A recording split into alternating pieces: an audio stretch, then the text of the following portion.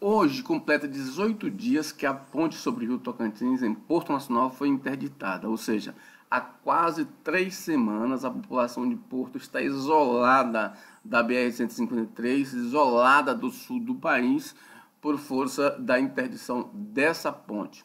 Bom, e até agora, eu estive lá em Porto Nacional esse final de semana, e até agora não há nenhuma solução de continuidade para esse problema que está atingindo de forma frontal a economia da cidade. Olha, veja bem, e o governo, nesse aspecto, ao interditar a ponte, comete inclusive um paradoxo.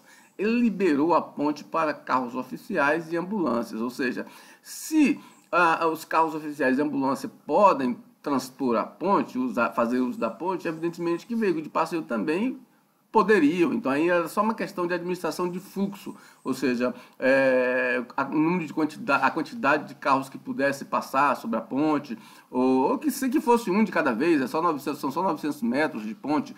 Então, até que os estudos definitivos apontassem o que realmente acontece na ponte, se ela pode ser restaurada, até que fosse construída uma nova ponte. Mas o governo não fez, ele interditou de vez, de forma abrupta, sem conversar com ninguém, e aí enfrentou até o raciocínio na população, jogou para a população que se a ponte caísse seria pior. Claro que seria pior, mas para isso que o administrador público tem que administrar a situação, ou seja, se ele coloca ambulância passando em cima da ponte, carro da PM passando em cima da ponte, então qualquer carro de passeio pode passar em cima da ponte. Então era só administrar o fluxo, mera administração do tráfego. Bom, mas o governo já tomou essa decisão. Agora, em Porto Nacional, não há indícios de que essa situação vai ser resolvida. A ponte tem, as balsas têm problema da questão ambiental para fazer os ancoradouros. A questão das vadeiras tem outro problema, é que o governo está aí acenando com subsídios e é problemático, vai ter que ter aprovação da Assembleia de subsídio. Então, assim, é uma questão problemática que o governo poderia solucionar apenas com mera administração de fluxo, mas ele preferiu interditar, que foi uma ação política em cima daquele movimento, daquele sentimento que tinha na questão de Brumadinho. Eu apontei isso aqui e a cada dia está se tornando mais evidente, mas toma a decisão. Agora veja bem, olha a situação do governo. O governo está sem orçamento desde o começo de janeiro, ou seja, os deputados não aprovaram o orçamento. Em função disso, no mês de janeiro, se você pegar o portal das transparências de hoje, lá o governo aparece com receitas de 1 bilhão e 200 milhões.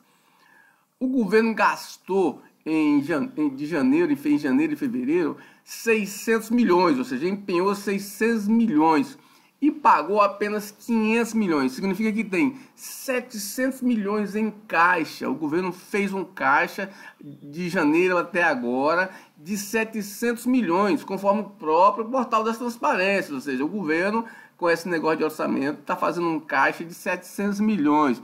Significa 5 vezes o valor necessário para fazer a ponte de Porto Nacional. Mas ele diz que está dependendo do empréstimo de 130 milhões com a Caixa Econômica Federal, que a gente não sabe quando vai sair. Eu acredito que esse empréstimo vai sair nunca, porque o governo nunca vai se enquadrar, apesar dessa economia de 700 milhões. O problema agora é saber aonde o governo vai gastar esses 700 milhões que ele economizou, porque o dinheiro está no caixa, ele não está podendo gastar. Então, como ele já passou os 2 meses sem gastar, sem comprar remédio para o hospital, o que ele vai fazer com esses 700 milhões a partir do mês que vem? Que isso vai aumentar, evidentemente, porque esse orçamento da Assembleia, esse orçamento que está na Assembleia, só vai ser aprovado depois do Carnaval, e nós teremos aí 3 meses sem orçamento. Em 30 anos de Estado do Tocantins, de jornalismo no Estado do Tocantins, nunca tinha visto um governo tão irresponsável do ponto de vista fiscal e uns deputados tão irresponsáveis do ponto de vista legislativo nessa situação, deixar o Estado 3 meses sem orçamento. Essa economia de 700 milhões que o governo está fazendo, colocando lá nos cofres do Tesouro, sem gastar, está fazendo falta, evidentemente, nos buracos das estradas e nos remédios nos hospitais, que está levando pessoas a óbito. Mas eles não ligam para isso. E a ponte de Porto, o que tem a ver? Tem a ver, sim, que o governo está fazendo essa economia de 700 milhões, que já fez até hoje, para poder enquadrar-se e, segundo ele, fazer esse empréstimo, que, segundo o próprio governo, é a única condição dele fazer a ponte. Agora, a pergunta, como eu disse anteriormente, o que o governo vai fazer com esses 700 milhões que ele deixou de gastar em janeiro e fevereiro, só até hoje, ou seja, o governo não é banco, o dinheiro do governo não é do governo, é do povo, o povo passa para o governo aplicar no povo. Então o governo não é banco para estocar dinheiro, e o governo estocou esse de janeiro até agora 700 milhões com essa ilegalidade, que é ilegal, é contra a Constituição, contra a lei complementar, a não aprovação do orçamento do governo do estado. Mas eles continuam da mesma forma. Lá em Porto a balsa ainda não foi instalada, as varadouras não estão funcionando. Então é um negócio complicado, ou seja, é uma irresponsabilidade. Então já estamos em 3 semanas e não se vê deputado nenhum de Porto Nacional fazendo qualquer reivindicação, qualquer movimento. Estão deixando o prefeito da cidade sozinho nessa briga. E a população começou a encampar. Então esse pessoal tem que se preocupar com isso, porque ano que vem tem eleição municipal na cidade e no estado. Então, mas eles têm que se preocupar com isso.